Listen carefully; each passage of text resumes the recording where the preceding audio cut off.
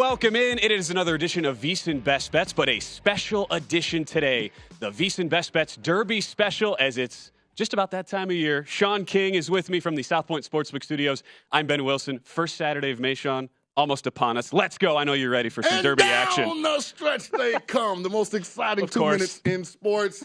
The birds are chirping. The azaleas are in full bloom. The dulcet tones of Jim Nantz is about to grace us on the CBS broadcast, which means it is time for the Masters, and to bring in the spring, we have the VSiN Tonight Masters Draft. What a lovely, look at that. calm Look at the introduction. Pedals. The pedals going across.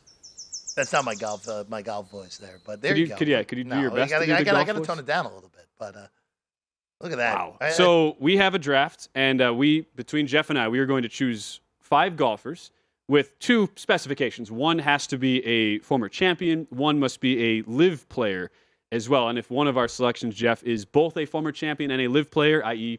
Dustin Johnson, I am actually going to bypass the rest of the big 2 here, which I realize is dangerous because I'm going to give Jeff the opportunity to at least get one of them. You could get one. As much as I feel like I should pick Jon Rahm, I'm not in love with the recent form. And at that price, it's not, obviously this is just a draft, right? So it doesn't matter. But it's not a guy I'm going to be on this week with my card, considering how hot Rahm was in January and how much he has tailed off since. The Taylor Swift DraftKings betting option. So how it will work here? What a beautiful graphic. We have 5 that we will break down. 5 different props. Okay. Each prop is correlated to a different song of Taylor Swift's, which thanks for Brian for telling me this, because looking at the options, I wouldn't have known these songs. But anyway, they are songs. They're just words. So rubber match. 20 bucks. I didn't even go with my own advice there. I was like, you know what? I'm gonna let Femi swing on this. I didn't know on that one.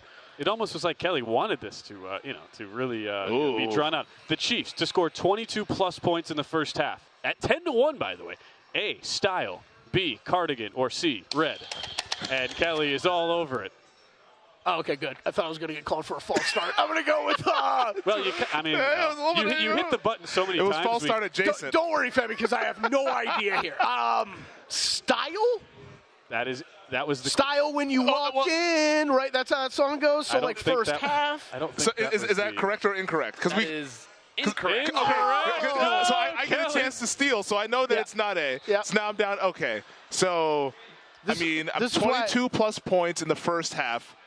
Yeah. I would say. This is why I backed off the last one. I wasn't positive. Yeah. God. You cannot use phone a friend. I know, right? 50-50. I guess it down into a 50-50. I'll give you a 50-50, Femi. Okay. It's B or C. Down to that. See, what would a cardigan or the color red have to do with the first half? I'm going to go with my ritual when I was in school taking tests and I didn't know the answer. I'll just say C, red. 22+ points in the first. Bam! Let's go! Femi Abebefe. $20 richer to throw on Kelsey 20-1 for Super Bowl MVP. There you go, sir. Thank you, sir. There you go. Well cashing out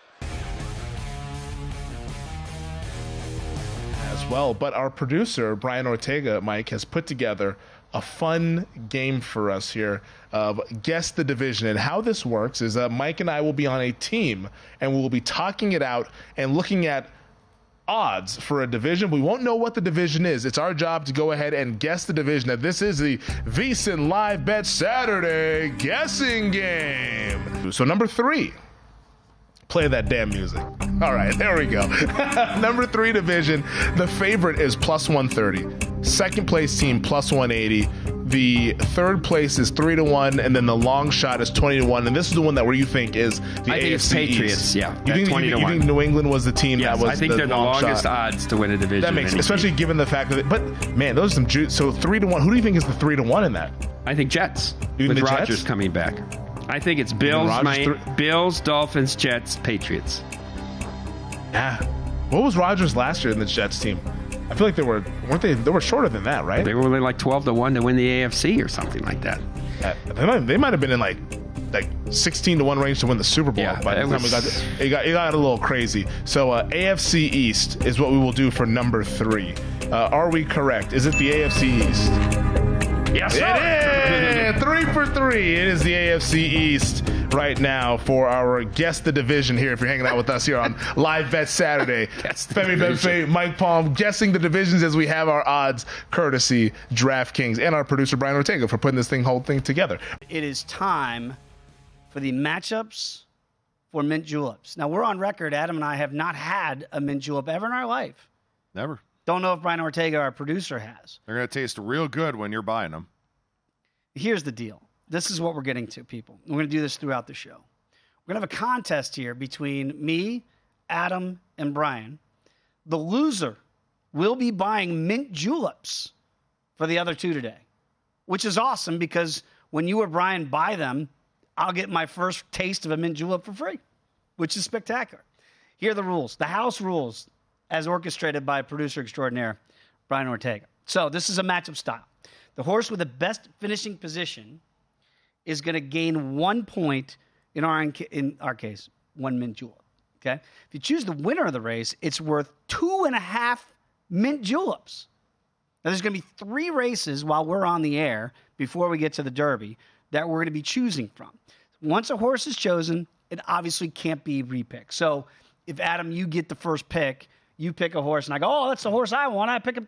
Can't do it. See a club and sub coming. Paul Craig can't win a decision, but he can win every other way. Oh, there it is. We stop what we're doing, the matchups for the mint juleps. Right now, you and I are tied with 1 mint julep apiece. Brian Ortega, our esteemed producer, goose egg.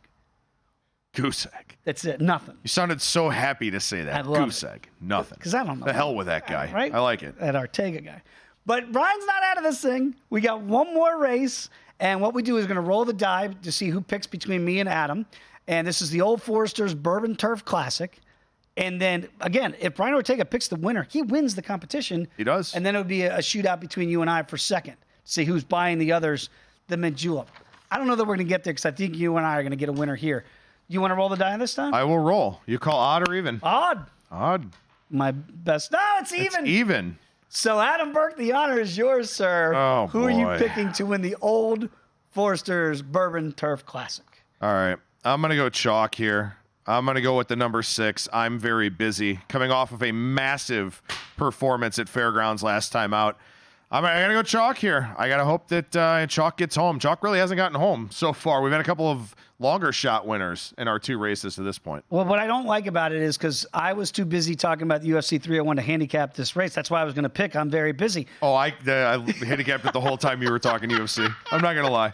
So Adam is in. I'm the favorite here with I'm very busy. I get the second pick, and I'm going to pick a horse because as a Marine, we love the Navy.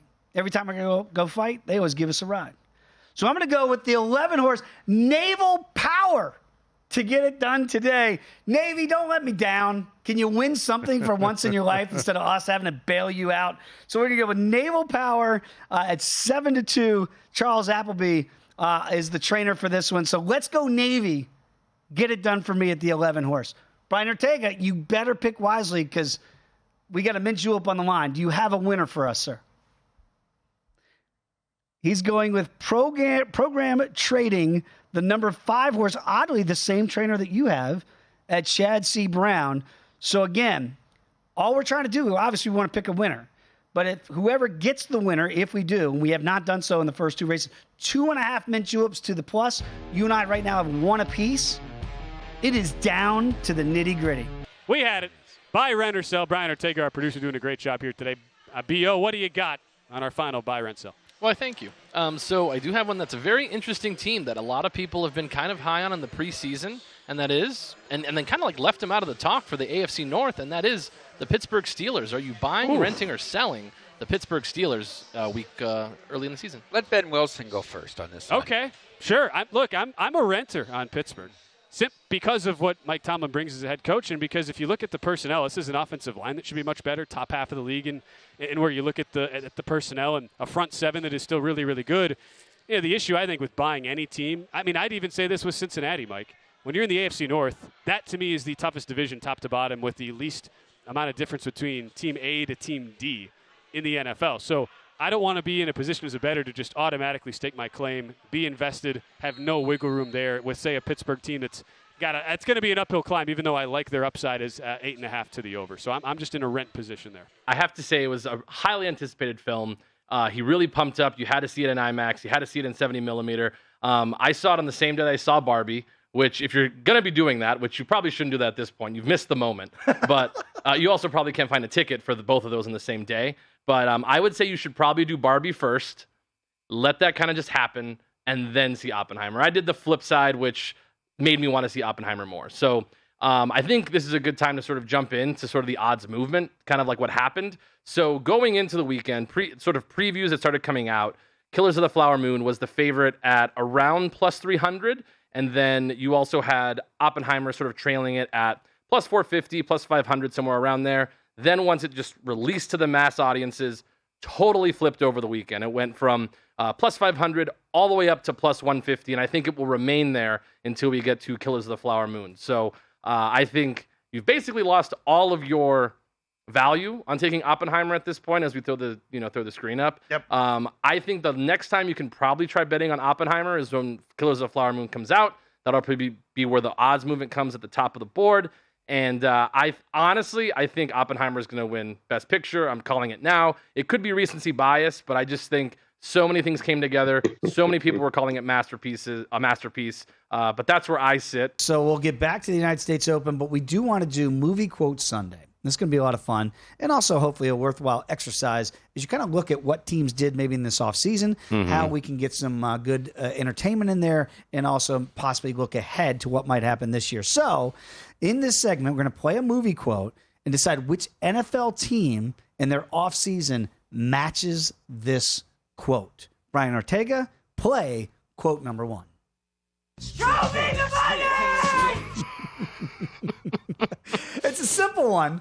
It's Jerry Maguire.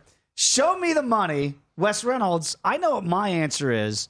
What is yours? Which team showed their player the money this offseason? Well, I don't know if this is an obvious choice, considering I don't think anybody considers them a contender. I think they consider them to maybe be an improving team, mainly with the head coach, that being Doug Peterson, a Super Bowl winning head coach now at Jacksonville. So I think that team is going to be better. They're not ready, I don't think. Not that the Colts and the Titans are world beaters, but I don't expect Jacksonville. I know our colleague Femi Abebefe kind of likes them as a dark horse on the to make the playoffs. And look, there's certainly some value because there's like 13 teams in the AFC that can make playoffs that you would probably list before the Jacksonville Jaguars. But story time with the South Point's legendary bookmaker, Jimmy Vaccaro.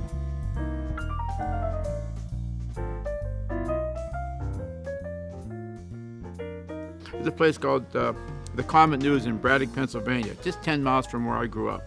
And Joe Nagara, the Greek there, had, just like I said, you could buy the Post-Gazette out front and bet 2-team parlay in the back.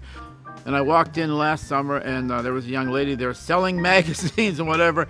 And I looked towards the back, and there was a door. And I said, "Can I?" She said, "It's been closed for 35 years, but I'm going to let you go in and see it." She gave me the key, opened it up, and there I was. Holy smoke, this is 60 years earlier. There was a little trellis where the guy used to walk up and put the chalkboard there. There was all that stuff, and I just felt like that was my high. And I just continued it.